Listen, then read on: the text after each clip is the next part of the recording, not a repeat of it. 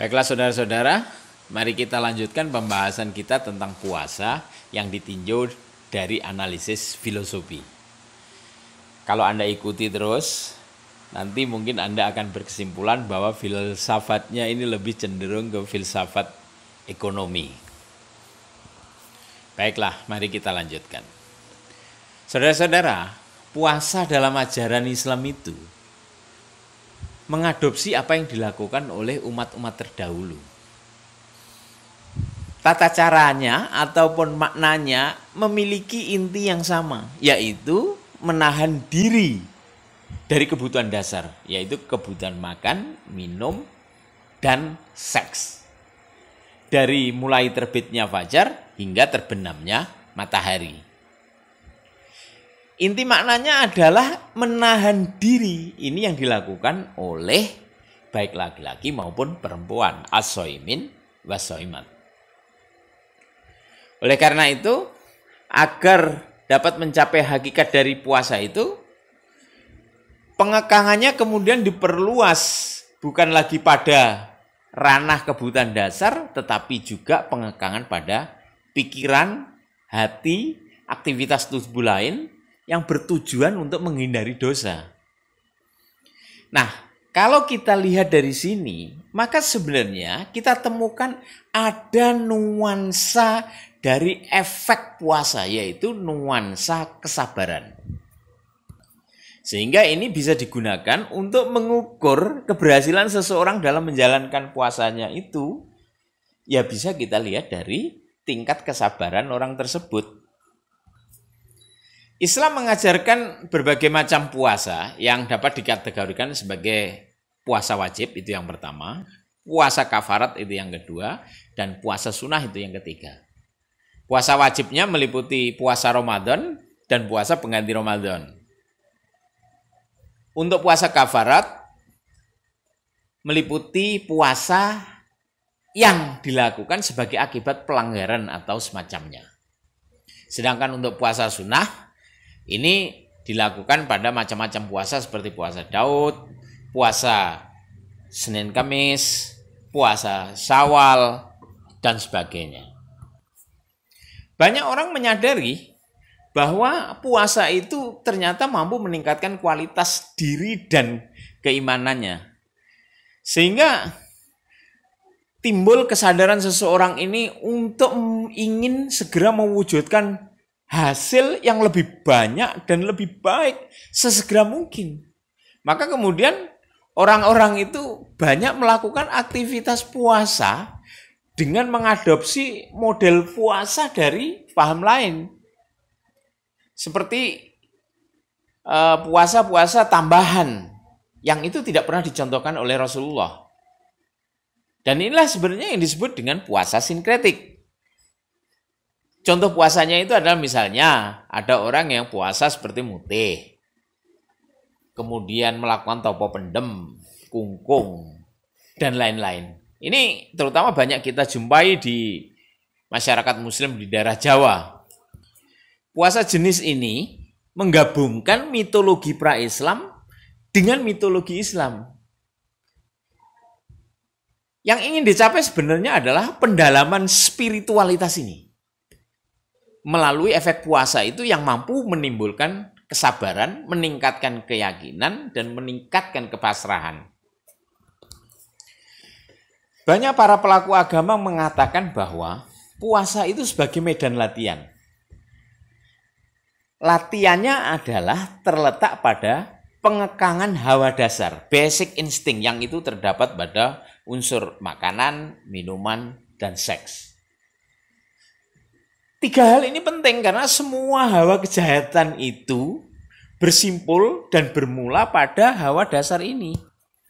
Banyak orang melakukan kejahatan-kejahatan, motif dasarnya ternyata dari keinginan memenuhi kebutuhan hawa dasar ini. Orang yang terlalu mementingkan kepada pemenuhan kebutuhan hawa dasar ini itu juga mempunyai kecenderungan yang berbahaya.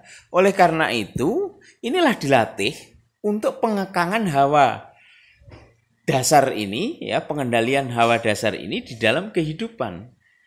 Maka kalau kita lihat di sini, puasa itu mempunyai hubungan yang sangat erat dengan zakat. Kenapa? Karena zakat itu pada dasarnya juga memperkuat pengendalian diri sama dengan puasa. Nah, zakat itu untuk menyadarkan bahwa materi itu bukan segala-galanya. Kelebihan materi justru perlu dibagikan kepada pihak lain yang kurang beruntung. Kalau di dalam ajaran Islam itu diberikan kepada 8 asnaf itu. Supaya apa? Supaya manusia itu tidak cenderung berperilaku hedonistik, materialistik. Puasa juga demikian. Sebenarnya puasa itu adalah upaya untuk menahan diri dari keterputaran arus hedonistik, materialistik itu. Oleh karena itu, puasa tentu sangat relevan untuk kehidupan konteks sekarang ini. Coba kita lihat tentang data kejahatan, data tentang tingkat stres manusia yang ditandai dengan tingginya orang yang mati akibat bunuh diri, orang yang tiba-tiba menjadi gila, orang yang kemudian lari ke dalam kubangan obat terlarang, tingkat korupsi yang tinggi, adanya perang antar suku, perang antar bangsa, perang antar masyarakat, dan berbagai tingkat kekerasan lainnya itu. Ini tidak dapat dipisahkan dari akibat orang mengejar materi dan hawa nafsu yang berlebihan.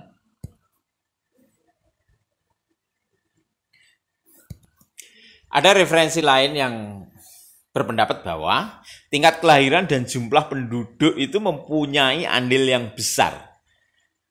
Sehingga data menunjukkan bahwa hubungan linear antara kekerasan, tingkat penduduk, dan berjalannya waktu. Artinya semakin lama tingkat penduduk semakin meningkat dan kekerasan juga semakin meningkat.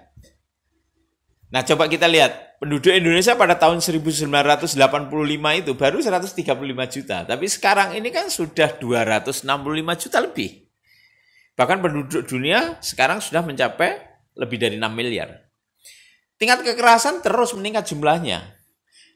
Dan sebaran pelakunya juga melebar. Tidak lagi pada orang-orang tua atau dewasa, tetapi telah menjangkiti anak-anak. Tidak hanya masyarakat yang berkekurangan, tetapi juga aparatur yang telah berlebihan itu ikut larut dalam perusahaan tatanan. Kenapa terjadi seperti ini? Ya pada dasarnya kembali lagi. Sebab utamanya tadi itu, motif dasarnya yaitu tadi pemenuhan kebutuhan dasar tadi itu. Dan mereka tidak mampu mengendalikan ini, underannya itu di sini ini. Coba mari kita analisis dari perspektif ekonomi. Di dalam ekonomi itu kan kondisi perekonomian yang baik adalah apabila terjadi keseimbangan antara supply dan demand. Tetapi realitanya yang terjadi itu adalah kelebihan supply. Sehingga perusahaan-perusahaan itu menuntut dirinya untuk mempercepat tercapainya keseimbangan. Maka harus dilakukan stimulan untuk demand yang dilakukan dengan beragam cara. Misalnya dengan melakukan pengiklanan. Pengiklanan ini dalam bisnis fungsinya banyak. Di satu sisi bisa mendidik, namun di sisi lain ini mengiming-imingi. Sehingga dampaknya adalah mampu menjerat emosi konsumen untuk larut ke dalam kebutuhan semu. Sehingga nanti akan meningkatkan gengsi yang menjadi lebih tinggi. Secara psikologis, pengiklanan itu mampu menciptakan penarikan preferensi dari semula tidak tahu apa-apa. Tapi karena ada pengiklanan tadi, maka muncullah keinginan. Kemudian keinginan ini berubah, bertransformasi menjadi keperluan, dan dari keperluan bertransformasi lagi menjadi kebutuhan. Ketika terjadi transformasi dari keinginan menjadi kebutuhan ini kan harus diimbangi dengan kemampuan untuk pemenuhan kebutuhan itu. Dalam pemompaan kemampuan ini, kan ada dua kondisi nih. Ada kondisi yang memang secara dasar itu memang mampu, dan ada yang secara dasar tidak mampu tapi dimampukan. Ini yang bahaya, ini yang kedua ini. Kalau yang secara dasar mampu, nggak masalah. Tapi kalau yang dasarnya tidak mampu dan kemudian diperparah dengan gengsi yang meninggi, kemudian mempunyai rasa malu dengan sosial, kenapa tidak sepadan dengan yang lain, maka kemudian ini akan menimbulkan perilaku-perilaku yang cenderung kepada perilaku yang negatif. Perilaku negatif itu macam-macam ya. Bisa menambah kreditnya semakin banyak, sehingga nanti dia akan terbelenggu ke dalam kredit. Atau juga dia melakukan kejahatan-kejahatan baik secara terang-terangan ataupun sembunyi-sembunyi. Dia menghalalkan pemilikan harta, baik itu secara asasi, itu miliknya sendiri atau milik orang lain. Ini kan sangat bahaya. Nah, saudara, tingkat kemampuan yang terbatas kemudian diikuti dengan kebutuhan yang semakin memaksa seperti gengsi tadi itu. Ini akan menyebabkan bargaining posisi kedirian itu akan semakin rendah. Sehingga untuk mendapatkan barang yang diinginkan, dia harus rela mempertaruhkan harga dirinya. Selain itu, kecenderungannya dengan adanya upaya pemaksaan tadi itu, untuk mendapatkan barang yang diinginkan, dia harus membayar dengan harga yang premium. Yang wujudnya bisa berupa membeli dengan harga yang mahal sekalipun, atau menguasakan membeli melalui pembayaran secara kredit. Biasanya pembayaran kredit diikuti dengan syarat bunga tertentu, yang tentu harganya akan menjadi lebih mahal dari harga yang asli. Maka ketika terjadi transaksi kredit akibat pemenuhan kebutuhan konsumsi ini, maka sebenarnya telah terjadi alienasi. Karena terjadi pemaksaan diri untuk tidak berbuat secara bebas. Sebagian diri telah terikat dengan keterpaksaan. Keterpaksaan ini dapat berpotensi untuk menariknya ke dalam keterpurukan, seperti terperangkap dalam lembah kenistaan, kejahatan, atau kesengsaraan lainnya. Saudara-saudara, kalau kita amati perilaku sosial itu, ada 4 macam. Yaitu yang pertama adalah orang yang memiliki kemampuan dan dia melakukan pemenuhan kebutuhan berdasarkan kesadaran. Itu yang pertama. Yang kedua, ada orang yang tidak memiliki kemampuan tetapi harus memenuhi kebutuhan berdasarkan kesadaran. Itu yang kedua. Yang ketiga, ada orang yang memiliki kemampuan tapi memenuhi kebutuhan berdasarkan kepada keterpaksaan. Dan yang keempat adalah orang yang tidak memiliki kemampuan tetapi memenuhi kebutuhan berdasarkan keterpaksaan. Kalau orang yang memiliki kemampuan dan memenuhi kebutuhan dasar yang didasari dengan kesadaran, maka ini paling-paling terjadinya dengan transaksi pembelian. Ini enggak masalah. Hanya saja semakin tinggi tingkat kemampuannya, maka semakin banyak kebutuhan yang dapat dibeli. Kalau kondisi ini tidak dilakukan pengekangan, maka dia akan masuk ke dalam posisi yang kedua tadi itu. Yaitu, misalnya jika kebutuhannya kemudian meningkat tinggi, tetapi kemudian tidak diimbangi dengan tingkat kemampuan belinya karena kemampuan belinya sudah habis. Namun dia tetap ingin memenuhi, maka kecenderungannya akan dipenuhi dengan cara terlebih dulu ngutang. Ngutang baik itu dengan transaksi kredit dan sebagainya. Nah, yang namanya pembayaran kredit kan pasti ada aturannya. Dia ada kewajiban membayar bunga. Apalagi kalau kemudian dia tidak mampu membayar, akibat akumulasi kan makin banyak bebannya. Nah, orang yang semakin tidak mampu ini kan membawa dirinya ke dalam alam keterpurukan.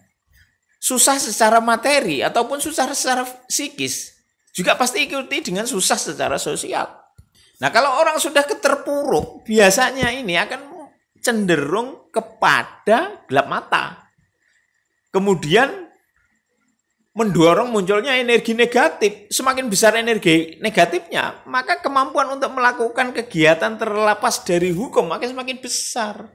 Timbullah kejahatan. Kegiatan melawan hukum ini yang disebut dengan kejahatan itu tadi. Artinya saudara-saudara, meskipun kita itu mampu, tapi kalau kita itu tidak mengendalikan nafsu tadi itu akan bisa menjadi keterpurukan kemudian menjadi kejahatan. Ini sudah terlihat di dalam Islam. Ini kemudian menjadi perhatian betul di dalam Islam. Maka Islam melarang umatnya untuk melakukan tindakan yang berlebih-lebihan. Maka di dalam ajaran Islam yang tertuang di dalam Al-Quran itu ada semacam satire kan. Sudahlah, nggak usah melampaui batas. Kalaupun kamu melampaui batas itu, yakinlah nggak akan mampu membelah bumi dan menembus langit. Ya kan itu sebenarnya. Ya sebenarnya kan Islam itu membolehkan manusia untuk mengeksplorasi kekayaan alam. Namun membatasinya untuk tidak serakah, tidak melakukan tindakan secara mubazir. Ajaran ini kan secara ekonomi kita disadarkan bahwa inilah sebenarnya ajaran untuk menjaga keseimbangan antara supply dan demand. Maka berlebih-lebihan itu tidak diperbolehkan agar tetap terkontrol pada kondisi keseimbangan. Maka kalau kita tarik dari konteks tersebut, sebenarnya puasa itu adalah ajaran untuk mengeliminasi potensi teralienasi diri kita. Diri kita supaya tidak terasing. Diri kita supaya kembali kepada fitrah. Kembali pada titik originalitas. Pada titik originalitas inilah sejatinya kita berada dalam kebahagiaan.